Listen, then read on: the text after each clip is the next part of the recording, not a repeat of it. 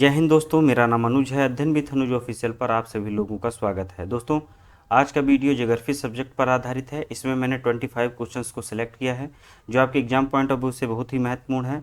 ध्यान से देखिएगा क्योंकि प्रत्येक प्रश्न के साथ मैंने अतिरिक्त जानकारी भी ऐड की है जो आपके लिए हेल्पफुल होगी। आइए शुरू करते हैं। पहला प्रश्न है, निम्नलिखित में से किसे प्रकृति का सुरक्षा वाल्व कहा जाता है। आपको बताना है इनमें से कौन सा है जो प्रकृति का सुरक्षा वाल्व कहलाता है।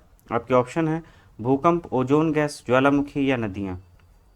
दोस्तों, इसमें ऑप्शन आपका सी सही होगा। ज्वालामुखी क्या होता है? तो ज्वालामुखी पृथ्वी की सतह पर उपस्थित ऐसी दरार या मुख होता है जिससे पृथ्वी के भीतर का गर्म लावा, गैस, राख आदि बाहर आते हैं। आप जो है इस वीडियो को देखिए, आपको समझ में आएगा। इसकी जो है ज्वालामुखी की प्रकृति आपको समझ में आएगी। आप देख पा रहे हैं कि किस तरह से ज्वालामुखी उद्गार के बाद जो है गर्म लावा, गैसें आदि इसमें से निकल रहा है। इनसे संबंधित कुछ शब्दावलियाँ हैं जो ज्वालामुखी उद्गार से निकलने वाले ये पदार्थ हैं, जैसे क्रेटर हो गया, सिंडर हो गया, गेसर हो गया, धुआंरे है। ये जो है शब्दावलियाँ इससे संबंधित हैं। क्रेटर जो है जो कप के आकार की का मुख होता है ज्वालामुखी को, उसे क्रेटर कहते हैं। लावा यदि बाहर आकर के ठंडा हो जाए, छोटे छोटे टुकड़ों में विभाजित हो जाए, उसको सिंडर कहा जाता है। और यदि ज्वालामुखी क्षेत्र में उद्गार होता है और उद्गार के समय जो है दरारें पड़ती हैं और दरारों से बहुत सारा जल वाष्प निकल करके बहुत ऊंचाई तक उठता है, तो उसे हम लोग गेसर कहते हैं। सबसे प्रसिद्ध गेसर है ओल्ड फेथफुल गेसर, जो यूएसए के येलो स्टोन पार्क में स्थित है। वहाँ प्रत्येक मिनट में जो है उद्गार होता रहता है। और यदि बात करें दोस्तों, ज्वालामुखी की सक्रियता के आधार पर 3 भागों में से बांटा गया है। पहला है सक्रिय ज्वालामुखी, जिसमें अक्सर उद्गार होते रहते हैं। वर्तमान समय में इनकी संख्या 500 है, जिसमें से आपने एग्जाम्स में कई बार प्रश्न पूछा जाता है, आपने पढ़ा होगा। इटली का एटना और स्ट्राम्बोली जो ज्वालामुखी है, ये सक्रिय ज्वालामुखी हैं। मैक्सिको में स्थित कोलिमा ज्वालामुखी है जो कि बहुत ही सक्रिय है, इसमें 40 से अधिक बार उद्गार आ चुका है। स्ट्राम्बोली के संबंध में एक प्रश्न पूछा जाता है कि किसे जो है भूमध्य सागर का प्रकाश स्तंभ कहा जाता है। तो स्ट्राम्बोली जो ज्वालामुखी है जो कि इटली में स्थित है, इसे जो है भूमध्य सागर का प्रकाश स्तंभ कहते हैं। कारण इसका ये है कि इसमें जो है हमेशा प्रज्वलित गैसें निकलती रहती हैं, जिससे कि आसपास का क्षेत्र जो है प्रकाश में रहता है। तो फिर से मैं एक बार बता दे रहा हूँ कि स्ट्राम्बोली को भूमध्य सागर का प्रकाश स्तंभ कहते हैं। इसके बाद आते हैं हम लोग प्रसुप्त ज्वालामुखी पर। प्रसुप्त ज्वालामुखी वैसे ज्वालामुखी होते हैं जिनके निकट या अतीत में कोई जो है उद्गार होने के कोई साक्ष्य नहीं मिलते हैं, लेकिन हाँ, कभी भी इसमें उद्गार होने की संभावना होती है कि कभी भी उद्गार हो सकते हैं। जिसमें उदाहरण के रूप में यदि प्रसुप्त ज्वालामुखियों की बात करेंगे तो विसुवियस है जो कि भूमध्य सागर में स्थित है। कराकाटोवा है जो सुंडा जल डमरू मध्य में स्थित है। उसके बाद फ्यूजियामा है जापान में। ये बहुत ही पूछता है कि प्रसुप्त ज्वालामुखी का कौन सा उदाहरण है या कौन सा ऑप्शन सही होगा इसमें, तो फ्यूजियामा जो जापान का है ये। अब आते हैं जो तीसरा है शांत ज्वालामुखी। शांत ज्वालामुखी उन्हें कहते हैं शांत ज्वालामुखी जिनमें ऐतिहासिक काल से कोई उद्गार नहीं हुआ है और इसमें पुनः उद्गार होने की कोई संभावना भी नहीं है। तो इनके उदाहरण हैं कोह सुल्तान, देमबंद, ये जो है ईरान में स्थित हैं, और इसके अतिरिक्त पोपा है जो म्यांमार में स्थित है। तो ये थे आपकी ज्वालामुखी के प्रकार, कितने प्रकार के ज्वालामुखी होते हैं। और कुछ की पॉइंट्स हैं जो मैं बता दूं ज्वालामुखी के संबंध में। तो सबसे अधिक सक्रिय ज्वालामुखी अमेरिका एवं एशिया महाद्वीप के तटों पर स्थित हैं। और प्रशांत महासागर की जो परिमेखला है, जिसे हम लोग fire rings of the Pacific या रिंग ऑफ फायर कहते हैं, वहाँ पर सर्वाधिक जो है प्रशांत महासागर में स्थित है। तो वहाँ पर सर्वाधिक ज्वालामुखी आते हैं, सक्रिय ज्वालामुखी वहीं पर जो है आते हैं। और जैसा कि मैंने बताया कि यूएसए और अमेरिका और एशिया के महाद्वीपों के तटों पर जो है सर्वाधिक सक्रिय ज्वालामुखी स्थित हैं। और इसके संबंध में इसके अपोजिट ही आप ऑस्ट्रेलिया महाद्वीप में एक भी ज्वालामुखी नहीं आता है। तो इसे याद रखिएगा कि यदि आता है कि किस कॉन्टिनेंट में जो है ज्वालामुखी नहीं आते हैं, तो आपको जो है एक भी ज्वालामुखी ऑस्ट्रेलिया महाद्वीप में नहीं है। इसके अतिरिक्त दोस्तों एग्जाम पॉइंट ऑफ व्यू से आप 2-3 की पॉइंट्स और याद रखिएगा। अ वैली ऑफ 10,000 स्मोक्स, जिसे जो है हजारों धुआरों की घाटी कहा जाता है, ये अलास्का में स्थित है, कटमाई पर्वत पर स्थित है। ये अलास्का जो है यूएसए का पार्ट है। और जो विश्व का सबसे ऊंचा ज्वालामुखी है वो कोटोपैक्सी ज्वालामुखी है जो इक्वाडोर में स्थित है। इसके अतिरिक्त विश्व की सबसे ऊंचाई पर स्थित ज्वालामुखी सबसे ऊंचाई पर स्थित सक्रिय ज्वालामुखी आपका ओजस डेल सलाडो है जो कि एंडीज पर्वतमाला में और अर्जेंटीना चिली देश की सीमा पर स्थित है। तो ये दो प्रश्न जो कि महत्वपूर्ण, सबसे ज़्यादा महत्वपूर्ण है इस प्रश्न में, कि विश्व का सबसे ऊंचा ज्वालामुखी पर्वत कोटोपैक्सी है जो इक्वाडोर में है, और सबसे ऊंचाई पर स्थित सक्रिय ज्वालामुखी ऑस्ट्रेलिया और चिली देश की सीमा पर स्थित है जिसका नाम ओजस डेल सलाडो है। और अब बात आती है सबसे शांत, जो सबसे ऊंचाई पर स्थित शांत ज्वालामुखी है उसमें से एकांगुआ का ज्वालामुखी है जो एंडीज पर्वतमाला पर यह भी स्थित है। इसकी ऊंचाई 6900 मीटर है। तो कुछ जानकारियां थी ये जो है ज्वालामुखी के संबंध में। आते हैं अगला प्रश्न देखते हैं। तो प्रश्न के अनुसार दोस्तों इसमें ये सही होगा, ऑप्शन सी, प्रकृति का सुरक्षा बल ज्वालामुखी को कहा जाता है। दोस्तों आपका जो है सेकंड क्वेश्चन है, अग्निवलय की उपस्थिति किस महासागर में पाई जाती है। आपको बताना है कि इनमें से कौन सा महासागर है जहां पर रिंग ऑफ फायर पाया जाता है। अभी मैंने आपको बताया था कि अग्निवलय की उपस्थिति कहाँ पाई जाती है, तो आपके ऑप्शन है प्रशांत महासागर, अटलांटिक महासागर, हिंद महासागर, आर्कटिक महासागर। तो अग्निवलय की उपस्थिति दोस्तों प्रशांत महासागर में पाई जाती है। आप ये देख पा रहे हैं, ये रिंग बनी हुई है प्रशांत महासागर में। आप ये इस जो है मैप में देखिए, ये जो है आपका जो है प्रशांत महासागर है। यहाँ पर एशिया महाद्वीप है, ऑस्ट्रेलिया है, इधर नॉर्थ अमेरिका है और साउथ अमेरिका, ये साउथ अमेरिका। अब इसके बीच का जो ये एरिया है ये हमारा प्रशांत महासागर है। यही जो ये नीले कलर की आपको जो है पूरी ये मेखला दिख रही है, ये सर्वाधिक सक्रिय ज्वालामुखी की परिमेखला है। यहीं पर सर्वाधिक जो है ज्वालामुखी आते हैं, इसीलिए इसे जो है रिंग ऑफ फायर कहा जाता है। तो इस एग्जाम्स में पूछता है प्रशांत रिम या सरकम बेल्ट या रिंग ऑफ फायर, ये तीनों जो है एग्जाम्स में पूछे जाते हैं, इसको याद रखिएगा। पृथ्वी के 75% ज्वालामुखी अर्थात 450 ज्वालामुखी इसी जो है रिंग ऑफ फायर में आते हैं, इसी के किनारे स्थित हैं। इसके अतिरिक्त जो है पृथ्वी के 90% भूकंप भी जो है इसी क्षेत्र में आते हैं। ये जापान ट्रेंच है, जापान में आपको पता है सर्वाधिक जो है भूकंप आते हैं। तो ये जो है एरिया ऐसा है जहाँ पर सर्वाधिक सक्रिय ज्वालामुखी हैं और सर्वाधिक जो है भूकंप भी यहीं पर रिकॉर्ड किए जाते हैं। तो रिंग्स ऑफ फायर जो है प्रशांत महासागर में उपस्थित है, इसको याद रखिएगा। आते हैं नेक्स्ट क्वेश्चन पर। नेक्स्ट क्वेश्चन है हमारा, उत्तरी अमेरिका के शीतोष्ण घास स्थल को किस नाम से जाना जाता है। चलिए बताइए, उत्तरी अमेरिका के जो शीतोष्ण घास के मैदान हैं इन्हें किस नाम से जाना जाता है। आपके ऑप्शन है पंपास, डाउन्स, स्टेपी या प्रेरी। तो दोस्तों प्रेरी ऑप्शन सही होगा, ऑप्शन डी। प्रेरी जो है उत्तरी अमेरिका महाद्वीप में स्थित है। ये यूएसए, कनाडा, मैक्सिको आदि देशों में जो है ये फैला हुआ है। और इसकी जो विशेषता है ये शीतोष्ण कटिबंधीय है। सबसे पहली बात तो घास के मैदान है। दूसरी बात यहाँ पर जो है विशाल अन्न के भंडारों के लिए ये जो है प्रसिद्ध है। सर्वाधिक गेहूं उत्पादन जो है इस क्षेत्र में होता है, दुनिया भर में प्रसिद्ध है गेहूं के उत्पादन के लिए प्रेरी प्रदेश। उसके बाद आते हैं पंपास पर। तो पंपास हमारा जो है दक्षिण अमेरिका के अर्जेंटीना में विस्तृत घास का मैदान है। इसे जो है अर्जेंटीना का हृदय भी कहा जाता है। पंपास को अर्जेंटीना का हृदय कहा जाता है। और अल्फाल्फा घासों के बारे में पूछा जाता है, तो अल्फाल्फा घासें जो है पंपास जो घास का मैदान है यहीं पर उगाई जाती हैं। डाउन्स घास के मैदान आपको ऑस्ट्रेलिया के दक्षिण पूर्व में, साउथ ईस्ट में मिलेंगे। ये भी शीतोष्ण कटिबंधीय ही जो है घास के मैदान है और कृषि उत्पादन का प्रमुख केंद्र है डाउन्स। इसके अतिरिक्त जो है एक प्रश्न बहुत पूछा जाता है जिनमें जीव जंतुओं के संबंध में, कंगारू जो है सर्वाधिक जो है मात्रा में डाउन्स वाले जो घास के मैदान हैं यहीं पर पाए जाते हैं। स्टेप या जो है स्तपी, 3 नामों से जाना जाता है। ये यूरेशिया के मैदानों में पाया जाता है। यूरेशिया था ऐसा भौगोलिक क्षेत्र जो यूरोप और एशिया को मिलाकर के बनता है। तो यूरेशिया के समशीतोष्ण घास स्थल हैं, यहाँ पर जो है यहाँ के मैदानों को जो है स्टेपी कहा जाता है। और ये जो है स्टेपी इसलिए भी प्रसिद्ध है क्योंकि यहाँ पर घास फूस और छोटी छोटी झाड़ियाँ होती हैं। पेड़ वगैरह जो है यहाँ पर कम ही देखने को मिलते हैं। तो आपके प्रश्न के अनुसार उत्तरी अमेरिका के शीतोष्ण घास स्थल को किस नाम से जाना जाता है, तो वो प्रेरी है। प्रेरी उत्तरी अमेरिका के शीतोष्ण घास के मैदान होते हैं। यदि आपके कनाडा, अमेरिका या मैक्सिको पूछता है तो वहाँ पर भी प्रेरी सही होगा। आते हैं अगले प्रश्न पर। भारत का प्रथम परमाणु ऊर्जा केंद्र, परमाणु उत्पादन केंद्र कहाँ पर स्थित है?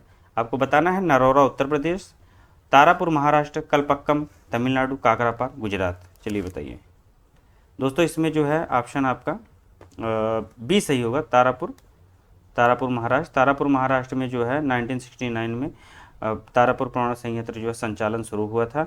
और यह जो है भारत का सबसे पुराना, जैसा कि मैंने बताया कि प्रथम परमाणु ऊर्जा उत्पादन केंद्र है, तो सबसे पुराना है, महाराष्ट्र के पालघर जिले में जो है ये स्थित है। इसकी स्थापना अमेरिका की सहायता से हुई थी। इसके अतिरिक्त यदि आपसे पूछता है कि भारत का सबसे बड़ा विद्युत प्लांट जो है कहाँ पर लगा हुआ है, तो कुडनकुलन जो है परमाणु ऊर्जा केंद्र है, जो कि तमिलनाडु के तिरुनेलवेली जिले में स्थित है। और यदि पूछता है कि आपसे सबसे छोटा जो है परमाणु ऊर्जा संयंत्र कहाँ पर स्थित है, तो वो काकरापार में स्थित है, जो कि 220 मेगावाट क्षमता के 2 जो है परमाणु रिएक्टर यहाँ पर लगे हुए हैं सूरत में, तापी नदी के किनारे। और प्रश्न के अनुसार भारत का प्रथम परमाणु ऊर्जा केंद्र तारापुर महाराष्ट्र में स्थित है। नेक्स्ट क्वेश्चन देखते हैं, बाह्य ग्रहों की संख्या कितनी है? आपको बताना है बाह्य ग्रहों की संख्या कितनी है, तो बाह्य 6 है, 5 है, 4 है, 3 है, बताइए दोस्तों। बाह्य ग्रहों की संख्या जो है 4 है। जैसा कि आप देख रहे हैं ये क्षुद्र ग्रह पट्टी है। इसके बाहर के जो ग्रह हैं इनको बाह्य ग्रह कहा जाता है, इसके अंदर के ग्रह को जो है अंतः ग्रह या आंतरिक ग्रह या पार्थिव ग्रह कहते हैं। तो बाह्य ग्रहों की संख्या 4 है, जिनमें बृहस्पति है, शनि है, अरुण है, वरुण है, या यूरेनस नेपच्यून कह सकते हैं। इसके अतिरिक्त यदि मैं बताऊं कि ग्रहों की जो है नामकरण की, वर्गीकरण, विभाजन की, या जो है जो सौरमंडलीय पिंड है हमारे, उनको किस आधार पर वर्गीकृत किया गया है, तो थोड़ा सा मैं जानकारी दे दूं। एक सम्मेलन हुआ था 2006 में, इंटरनेशनल एस्ट्रोनॉमिकल यूनियन, जो कि अंतर्राष्ट्रीय खगोल शास्त्रीय संघ कहलाता है, प्राग में सम्मेलन हुआ, जिसमें जो सौरमंडलीय पिंड है उनको 3 भागों में विभाजित किया गया था। एक थे परंपरागत ग्रह, दूसरे बौने ग्रह, तीसरा जो है लघु सौरमंडलीय पिंड। परंपरागत ग्रहों को रखा गया, जैसा आप देख पा रहे हैं ये ग्रह हैं हमारे बुध, शुक्र, पृथ्वी, मंगल, जुपिटर, और उसके बाद में सैटर्न, यूरेनस और नेपच्यून। इनको जो है 8 ग्रहों को परंपरागत ग्रहों में रखा गया। उसके बाद में बौने ग्रहों में हमारे आए प्लूटो, चेरॉन, सेरस 2003, यूबी 313 और एरिस, जो कि एरिस जो है बौने ग्रहों में सबसे बड़ा बौना ग्रह है। 2006 में प्लूटो को जो है निकाल करके बौने ग्रह की श्रेणी में डाल दिया गया था। और इसके अतिरिक्त जो तीसरे लघु सौरमंडलीय पिंड हैं, इनमें आते हैं आपके धूमकेतु हो गए, उपग्रह हो गया, अन्य छोटे कई खगोलीय पिंडों को इसकी श्रेणी में रखा गया है।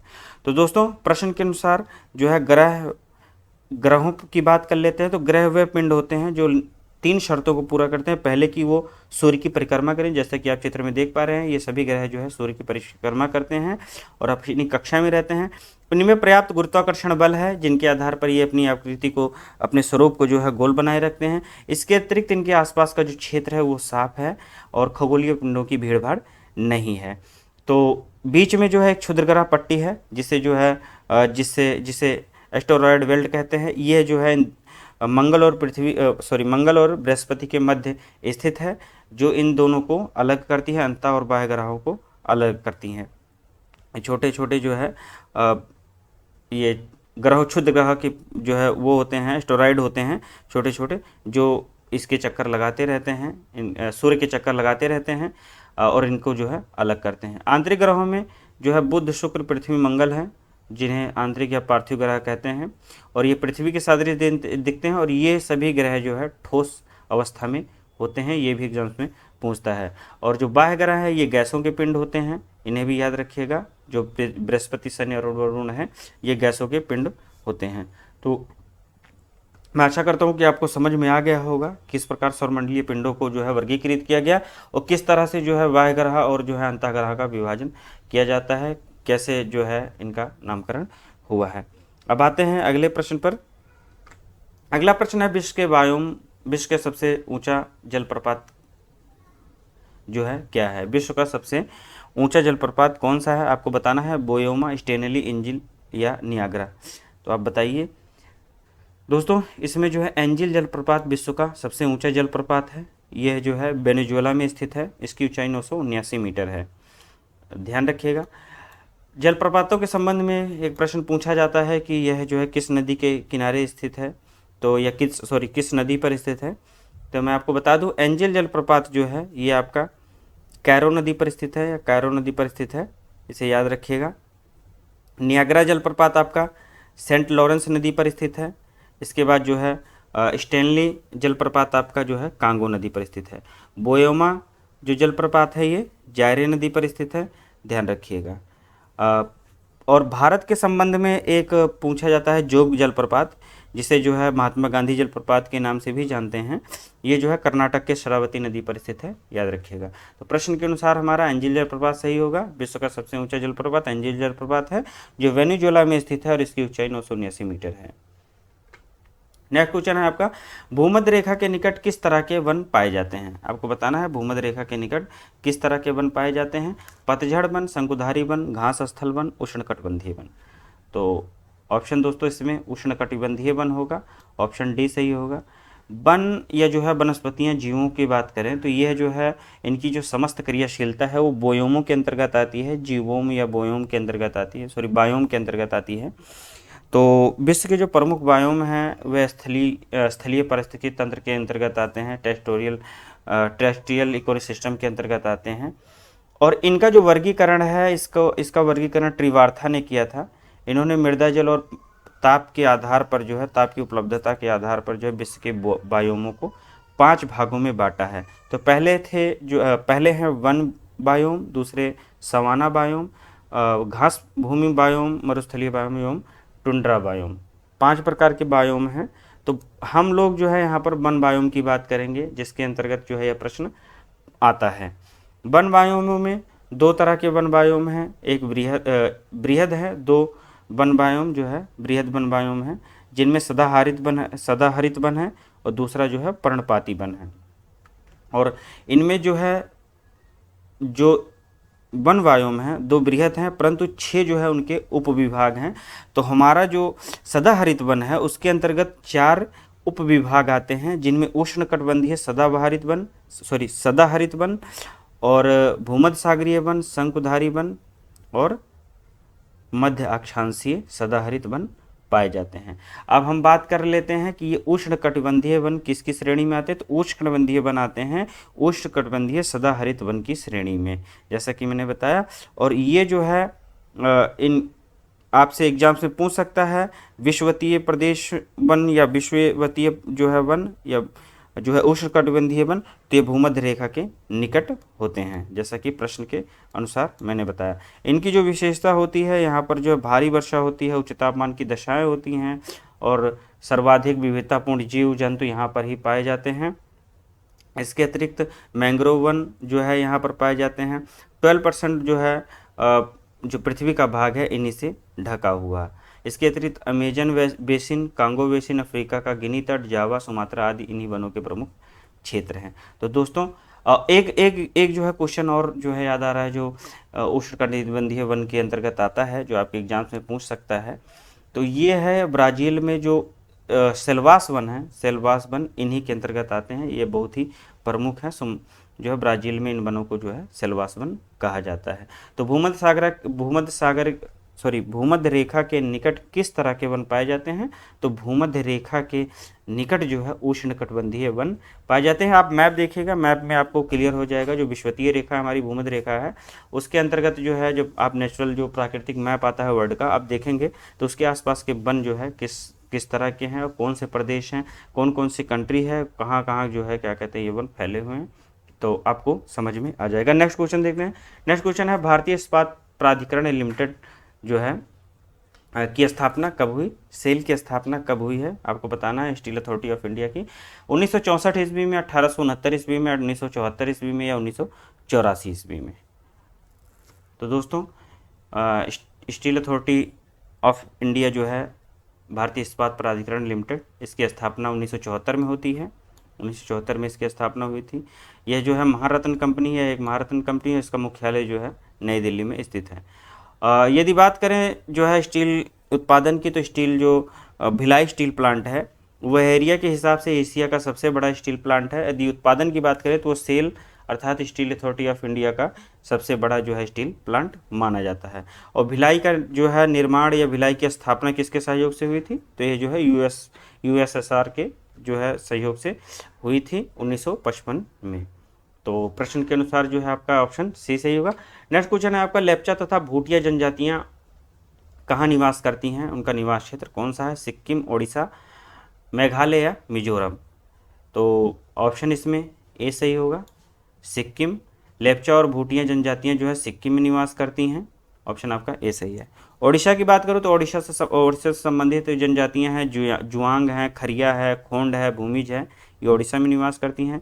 मेघालय के संबंध में एक प्रश्न बहुत ही पूछा जाता है, गारो खासी जयंतिया जो है जनजातियाँ कहाँ पर निवास करती हैं, एक अक्सर एग्जाम्स में पूछता है। लेप्चा भूटिया ना भी पूछे तो उनके बारे में अवश्य पूछ लेता है, गारो खासी जो है जयंतियाँ कहाँ पाई जाती हैं जनजातियाँ, तो वह जो है मेघालय में निवास करती हैं। इसके बाद लुसाई जनजाति जो है एक है, वो मिजोरम में निवास करती है। पूर्वोत्तर के और जो राज्य है, अरुणाचल है, असम, मणिपुर, नागालैंड, तो उनके बारे में भी मैं बता देता हूँ। अरुणाचल में आपतनी, मिरी, डफला और मिसमी जनजातियाँ निवास करती हैं। असम और मणिपुर के जो समीपवर्ती क्षेत्र हैं वहाँ पर हमर जनजाति निवास करती है। और नागालैंड और पूर्वी असम की एक बहुत ही प्रसिद्ध जनजाति है नागा जनजाति, जो कि असम और जो है पूर्वी असम और नागालैंड में निवास करती है। तो प्रश्न के अनुसार लेप्चा तथा भूटिया जनजातियों का निवास क्षेत्र सिक्किम है, याद रखिएगा। नेक्स्ट क्वेश्चन देखते हैं, दक्षिण पश्चिम मानसून निम्नलिखित में से किस प्रदेश में सर्वप्रथम प्रवेश करता है, इसको बताइए। तो दोस्तों दक्षिण पश्चिम मानसून जो है हमारा सर्वप्रथम केरल राज्य में निवास जो है प्रवेश करता है, ऑप्शन डी सही होगा। दक्षिण पश्चिम मानसून किसे कहते हैं? तो दक्षिण पश्चिम मानसून कहलाता है जब हिंद महासागर में दक्षिण पूर्व से बहने वाली हवाएं जब भूमध्य रेखा को पार कर जाएं, जब पार कर जाती हैं तो उनकी दिशा जो है स्वतः बदल जाती है, और जब उनकी दिशा बदल जाएगी तो वह दक्षिण पश्चिम की तरफ हो जाती हैं, और इस दिशा बदलने के कारण ही जो है इनका नाम दक्षिण पश्चिम मानसून कहा गया है। और इसे सामान्य भाषा में भारत में जो है मानसून भी कहते हैं। यह जो है दक्षिण पश्चिम मानसून जो है यह भारत में जून से सितंबर तक वर्षा कराने के लिए जो है जिम्मेदार है, और इसे जो है इसलिए वर्षा ऋतु भी कहते हैं। तो आपको जो है पता लग गया कि दक्षिण पश्चिम मानसून के कारण जो है दक्षिण पश्चिम मानसून निम्नलिखित में से किस प्रदेश में सर्वप्रथम प्रवेश करता है, तो ऑप्शन डी होगा, केरल। आपका 11वां प्रश्न है, भूमध्य सागरीय जलवायु की प्रमुख विशेषता है। आपको बताना है भूमध्य सागरीय जलवायु की प्रमुख विशेषता क्या है। अधिक वार्षिक तापांतर होता है, शुष्क शीत ऋतु होती है, आर्द्र ग्रीष्म ऋतु होती है, या आर्द्र शीत ऋतु होती है, बताइए। दोस्तों इसमें जो है ऑप्शन आपका डी सही होगा, आर्द्र शीत ऋतु होती है, क्योंकि जो भूमध्य सागरीय जलवायु या भूमध्य सागरीय जो क्षेत्र है यहाँ की जलवायु जो है आर्द्र शीत ऋतु इसलिए होती है क्योंकि शीत ऋतु में जो है यहाँ पर वर्षा होती है। और इसकी विशेषता ये है कि शीत ऋतु में तो वर्षा होगी लेकिन ग्रीष्म ऋतु जो है शुष्क होगी। यदि यहाँ पर आर्द्र की जगह शुष्क होता, शुष्क ग्रीष्म ऋतु, तो वो भी ऑप्शन सही हो सकता था। आपको यहाँ पर आर्द्र शीत ऋतु दिया है, कहीं कहीं शुष्क ग्रीष्म ऋतु देगा, तो भी ऑप्शन सही होगा। तो विशेषता इसकी है कि जो है जो भूमध्य सागरीय जलवायु है इसकी जलवायु ग्रीष्म ऋतु में शुष्क होती है और तापमान अपेक्षाकृत अधिक होगा और आसमान साफ होगा, परंतु शीत ऋतु में वर्षा होती है। तो ऑप्शन डी सही होगा, आर्द्र शीत ऋतु। नेक्स्ट क्वेश्चन है आपका, निम्नलिखित में से किस महाद्वीप को अंध महाद्वीप के उपनाम से जाना जाता है। तो आपके जो है ऑप्शन है एशिया, यूरोप, अफ्रीका, ऑस्ट्रेलिया। दोस्तों इसमें जो है ऑप्शन सी सही होगा, अफ्रीका को जो है अंध महाद्वीप के नाम से जानते हैं। आपकी जो है ये वर्ल्ड मैप है, जो अफ्रीका की स्थिति है ये आप देख पा रहे होंगे, अफ्रीका है जो कि यहाँ से जो है जिब्राल्टर जल संधि है, यहाँ से अलग करता है इसको। ये यूरेशिया का पार्ट है, एशिया, और ये यूरोप का पार्ट है। तो एशिया और यूरोप को जो है अलग करने वाला जो एरिया है, एशिया और यूरोप को मिला करके यदि कहें तो ये यूरेशिया कहलाता है। और यूरेशिया को अफ्रीका से अलग करने वाली जो महत्वपूर्ण बिंदु हैं उनमें जो है जिब्राल्टर जल संधि है, ये आपको दिख रही है, फिर भूमध्य सागर है, ये स्वेज नहर है आपकी, ये जो है आपका रेड सी है, इसके बाद में अरेबियन सी आ जाता है, और इसके पूर्व में जो है आपको इंडियन ओशन दिखेगा और पश्चिम में जो है अटलांटिक ओशन दिखेगा, जो कि अफ्रीका को जो है यूरेशिया से अलग करता है। और दोस्तों इसके जो है अलावा अगर बात करें तो अफ्रीका में कुछ और जानकारी जो है मैं ऐड कर देता हूँ। जो विश्व की सबसे लंबी नदी है नील नदी, वो भी जो है अफ्रीका की विक्टोरिया झील से निकलती है। तो यदि एग्जाम्स में पूछता है कि नील नदी कहाँ से निकलती है, तो वो जो है विक्टोरिया झील से निकल करके और जा कर के भूमध्य सागर में जो है गिरती है। तो इसे याद रखिएगा। आते हैं अगले प्रश्न पर। नेक्स्ट क्वेश्चन है आपका, भारतवर्ष की जल क्षेत्र सीमा कहाँ तक फैली हुई है? आपको बताना है भारत की जो जल सीमा है वो कहाँ तक फैली है। 12 नॉटिकल मील, 6 नॉटिकल मील, 15 नॉटिकल मील, 10 नॉटिकल मील। तो ऑप्शन के हिसाब जो है ऑप्शन इसमें ए सही होगा। 12 नॉटिकल मील भारत की जो जल सीमा है, यह जो है टेरिटोरियल वाटर जो सीमा है वह जो है 12 नॉटिकल मील तक फैली है। तो दोस्तों यदि मैं बात करूँ तटीय क्षेत्र प्रबंधन जो है, मान लीजिए तट है, इसके क्षेत्र प्रबंधन का कार्य जो है भारत में, तो भारत में समुद्री विकास विभाग है, जिसके अंतर्गत एक विभाग की स्थापना की गई है, तटीय और समुद्री क्षेत्र प्रबंधन, ICMAN, integrated coastal and marine area management. यह जो है इसके जो है क्षेत्र को चार भागों में बांटता है। तटीय जल का वर्गीकरण 4 भागों में करता है। पहला है क्षेत्रीय जल सीमा, जिसे टेरिटोरियल वाटर कहते हैं, टेरिटोरियल वाटर जोन कहा जाता है, जिसमें 12 नॉटिकल मील जो है दर्ज किया जाता है इसकी सीमा। और उसके बाद में फिर आती है संलग्न क्षेत्र, कंटेंजियस जोन, जो 24 नॉटिकल मील तक होता है। उसके बाद जो है आपका एक आता है, आपने पढ़ा होगा, अनन्य आर्थिक जोन, जिसे जो है एक्सक्लूसिव इकोनॉमिक जोन कहा जाता है। ये 200 नॉटिकल मील तक होता है। और जो अंतिम है आपका वो है महाद्वीपीय तट, कॉन्टिनेंटल शेल्फ, ये जो है 200 नॉटिकल मील तक ये भी होता है। तो प्रश्न के अनुसार जो है टेरिटोरियल वाटर जोन जो है क्षेत्रीय जल सीमा आपकी 12 नॉटिकल मील तक होती है।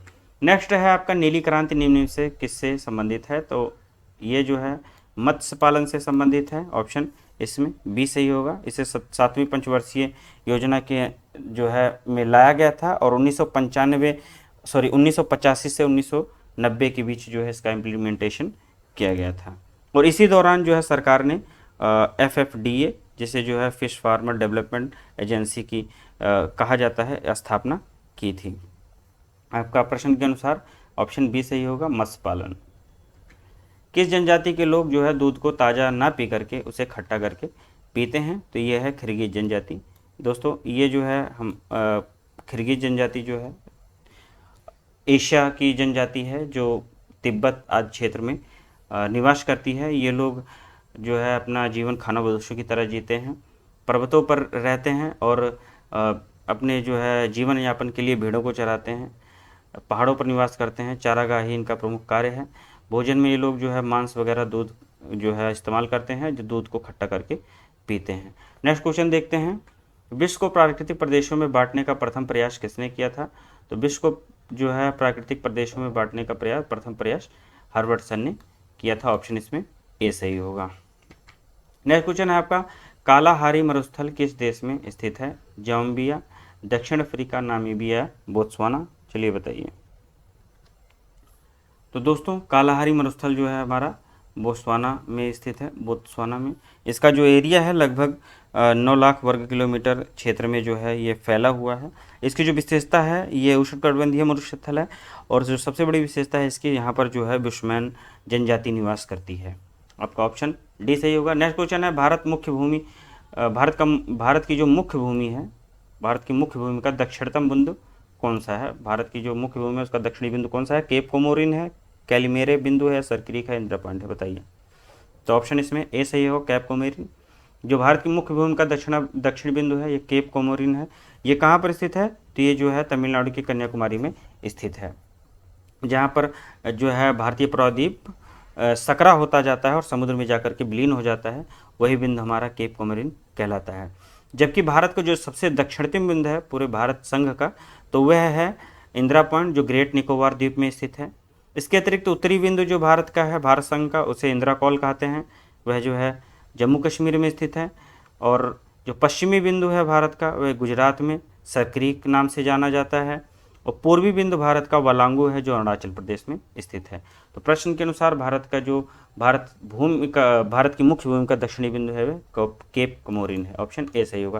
नेक्स्ट क्वेश्चन है आपका, स्थानांतरणशील कृषि बिल्कुल विपरीत कृषि पद्धति है। तो आपको बताना है स्थानांतरणशील कृषि जो है या जो है झूम कृषि भी इसे कहते हैं। झूम कृषि बहुत ही पूछा जाता है। झूम का संबंध किससे है, एग्जाम्स में दे देता है, नृत्य दे देगा, उसमें जो है गायन दे देगा, कृषि दे देगा, खेल दे देगा। तो आपको याद रखना है झूम का संबंध कृषि से है। झूम को ही स्थानांतरणशील कृषि कहा जाता है। तो इसके विपरीत जो है कृषि, झूम की विशेषता है वनों को साफ करके जब व्यक्ति कृषि करता है, काट करके वनों को साफ करके कृषि करता है, और जब फसल हो जाती है तो वह है उस जगह छोड़ करके फिर किसी नई जगह पर जा करके साफ करके वहाँ कृषि करता है। तो वह जो है स्थानांतरणशील या झूम कृषि के श्रेणी में आती है। तो इसके जो बिल्कुल विपरीत कृषि है वह स्थानबद्ध कृषि कहलाती है। ऑप्शन इसमें बी सही होगा। और भी बहुत सारी पद्धतियाँ हैं, बहुत सारे प्रकार हैं कृषि के जो जो कृषि से संबंधित हैं, उसकी कभी और चर्चा करेंगे। आइए अगला क्वेश्चन देखते हैं। 20वां प्रश्न है, सभ्यता और जलवायु नामक भौगोलिक ग्रंथ के लेखक कौन से हैं? आपको बताना है। क्लाइमेट एंड सिविलाइजेशन बुक के जो है लेखक कौन हैं? तो कुमारी एलन चर्चिल सैम्पुल हैं, आयशा वुमेन हैं, एल्सवर्थ हंटिंगटन है, कार्ल लिटर हैं। तो इसमें जो है एल्सवर्थ हंटिंगटन होगा, हंटिंगटन। ऑप्शन सी सही है। एल्सवर्थ हंटिंगटन के द्वारा जो है क्लाइमेट एंड सिविलाइजेशन पुस्तक लिखी गई है। 21वां प्रश्न है दोस्तों, निम्नलिखित में से कौन सा एक फुटलोज उद्योग है? आपको बताना है फुटलोज उद्योग कौन सा है। तो इसमें जो है ऑप्शन ए सही होगा, इलेक्ट्रॉनिक्स उद्योग। इलेक्ट्रॉनिक्स उद्योग को फुटलोज उद्योग कहते हैं। एग्जाम्स में बहुत बार पूछा है, इसे याद रखिएगा। इसकी विशेषता क्या है? यह जो है कोई जो जैसे कच्चा माल है, कच्चा माल की अवस्थिति ऐसी हो जिस पे परिवहन लागत ना लगे, उसे जो है ले जाने लाने का जो है खर्चा ना हो, जो है लाने ले जाने की जो है अनिवार्यता उसमें ना हो, तो उसे जो है फुटलोज उद्योग के अंतर्गत रखा जाता है। ऑप्शन इसमें ए सही होगा।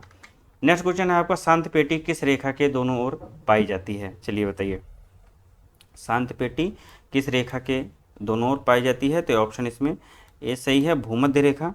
भूमध्य रेखा के और जो है दोनों ओर 10 डिग्री अक्षांशों तक जो है शांत पेटी पाई जाती है। यहाँ पर निम्न वायुदाब होता है, निम्न वायुदाब की पेटी होती है, पवनें बहुत शांत होती है, हवाएं बहुत शांत होती है, इसलिए जो है इसे शांत पेटी कहा जाता है। डोलड्रम भी कहा जाता है इसे ही, शांत पेटी या डोलड्रम दोनों लिख कर कहा जाता है, तो ध्यान रखिएगा। नेक्स्ट क्वेश्चन है, उच्च दाब क्षेत्र से भूमध्य सागर की ओर चलने वाली पवनें होती हैं। तो उच्च दाब से जो है भूमध्य सागर की ओर चलने वाली पवनें क्या कहलाती हैं? तो होती हैं व्यापारिक पवनें। ऑप्शन बी सही होगा। इनकी विशेषता क्या है? ये उच्च दाब क्षेत्र से भूमध्य सागर की ओर चलती हैं और जो है चलने वाली हवाएं होती हैं, इसलिए जो है इन्हें व्यापारिक पवनें कहा जाता है। ऑप्शन बी सही है। नेक्स्ट क्वेश्चन है आपका, मानव भूगोल के संस्थापक कौन है? तो Blache, Humboldt, Carl Ritter, Jean Brunhes. तो ऑप्शन इसमें सी सही होगा, मानव भूगोल के संस्थापक कार्ल रिटर हैं। नेक्स्ट क्वेश्चन है, निम्नलिखित में से किस मेघ को मोती का माता कहा जाता है? तो ऑप्शन ए है आपका पश्चात मेघ, बी है कपासी मेघ, ऑप्शन सी है वर्ष स्तरी मेघ या स्तरी मेघ। तो ऑप्शन इसमें दोस्तों ए सही होगा, पश्चात मेघ। पश्चात मेघ जो है वह होते हैं, या पश्चात बादल वे होते हैं जो आसमान में सबसे ऊंचाई पर स्थित होते हैं, और इनमें जो है सफ़ेद रेशम की भांति कोमल और छितराए मेघ विद्यमान होते हैं, और ये हिमकणों से बने होते हैं। कारण है कि ये हिमकणों से बने होते हैं, इसलिए इन्हें जो है वर्षा नहीं होती, इनसे वर्षा नहीं होती है। और इसकी विशेषता ये है कि चक्रवात जब आने वाला होता है, चक्रवात का जब आगमन होता है, तो सबसे पहले यही बादल दिखाई पड़ते हैं, इसलिए जो है इन्हें चक्रवात के आगमन का सूचक भी माना जाता है। जैसे कि मैंने बताया कि ये जो है ऊंचाई पर स्थित होते हैं और रेशम की तरह कोमल और छितराए हुए मेघ होते हैं, चमकते हैं, तो इसलिए जो है इसे मोती का माता कहा जाता है, और ये जो है पक्षाब मेघ ही होते हैं। ऑप्शन इसमें ए सही होगा। दोस्तों आज के थे जो है 25 प्रश्न भूगोल से संबंधित।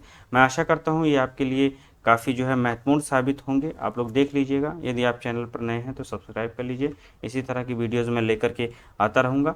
मिलते हैं अगले वीडियो में। जय हिंद।